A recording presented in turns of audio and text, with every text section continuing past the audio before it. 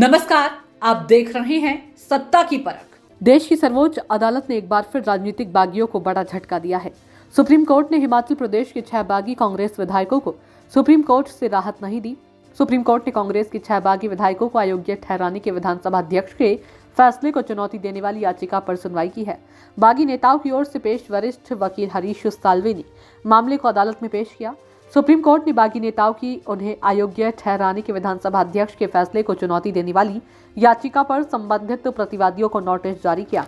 Court ने बागी विधायकों को अयोग्य ठहराने के विधानसभा अध्यक्ष के फैसले पर रोक लगाने से इनकार कर दिया। साथ ही वोट देने या सदन की कार्यवाही में भाग लेने की अनुमति देने से भी इनकार कर दिया। सुप्रीम कोर्ट ने हिमाचल विधानसभा स्पीकर और सेक्रेटरी को नोटिस देकर 14 दिन में जवाब मांगा है। अब इस मामले में मई के दूसरे हफ्ते में सुनवाई होगी।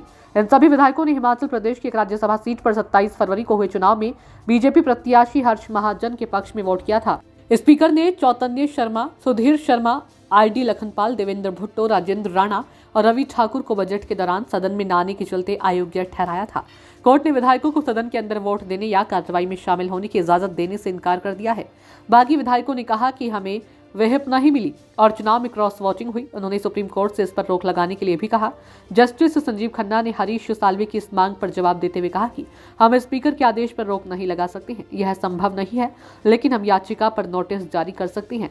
जहां तक उपचुनाव का सवाल है वो हम देखेंगे कि उसका क्या करना है, लेकिन हम आपको वोट देने और विधानसभा का हिस्सा बनने की अनुमति नहीं देंगे।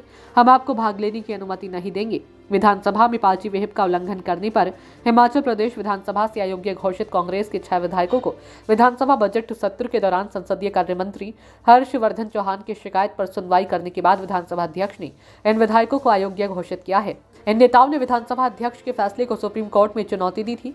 सुप्रीम कोर्ट ने पिछली सुनवाई में इनसे पूछा था कि वे हाई कोर्ट क्यों नहीं गए, सीधे सुप्रीम कोर्ट क्यों आए हैं। इस बीच शनिवार को चुनाव आयोग ने इन विधायकों के विधानसभा क्षेत्रों को रिक्त मानते हुए उपचुनाव की घोषणा कर दी है। संसदीय चुनाव के साथ 1 जून को यहां पर मतदान होगा। लोकसभा चुनाव के साथ ही 6 सीटों पर विधानसभा उपचुनाव करवाने की घोषणा हो जाएगी। इसका आभास शायद किसी को नहीं था। अब कांग्रेस व भाजपा ने इसको लेकर मंथन शुरू कर दिया है। दोनों ही पार्टियों को प्रत्याशियों के चयन के लिए कड़ी कसरत करनी होगी। जिन कांग्रेस विधायकों को अयोग्य ठहराया है उन्होंने राज्यसभा चुनाव में भाजपा प्रत्याशी को वोट दिया था। बीजेपी नेताओं का कहना है कि 1.5 वर्ष से कांग्रेस के बागी मुख्यमंत्री की कार्यशैली से नाराज थे।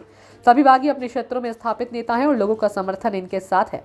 कांग्रेस को इन 6 क्षेत्रों में नए प्रत्याशी देने होंगे, जबकि भाजपा के समक्ष यह चुनौती है कि इन्हें टिकट दिया जाए या फिर पिछले चुनाव में हारे अपने नेता पर विश्वास जताया जाए। इस पर दोनों पार्टियों ने रणनीति तैयार करनी शुरू कर दी है। सुप्रीम कोर्ट के आदेश से बागियों में हलचल बढ़ गई है।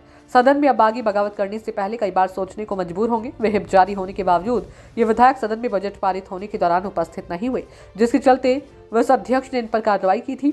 राज्यसभा चुनाव में भाजपा के पक्ष में क्रॉस वोटिंग करने वाली इन बागियों ने विस अध्यक्ष के फैसले के खिलाफ सुप्रीम कोर्ट में चुनौती दी, जिसे कोर्ट ने इनकार कर दिया। राज्यसभा चुनाव में क्रॉस वोट करने वाले को सुप्रीम कोर्ट का सबक याद रहेगा, लेकिन यूपी में क्रॉस वोटिंग करने वाले को कब सबक मिलेगा, यह तो आने वाला समय ही बताएगा।